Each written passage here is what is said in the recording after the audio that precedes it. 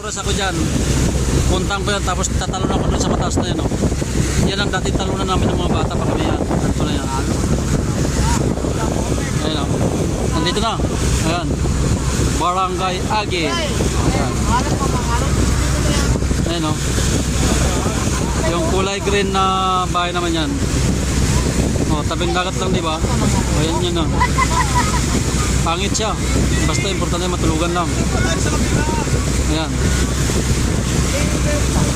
Yan ang plaza. Yan, side na yan.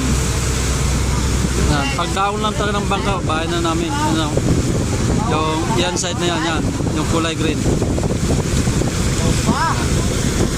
Yan, oh, yan ang tinatalunan namin dati, oh. Yan. Yan kami tumatalong lagi, no. Malalim yan. Tsaka yun sa kabila, oh. Yan, magaganda yung talong na.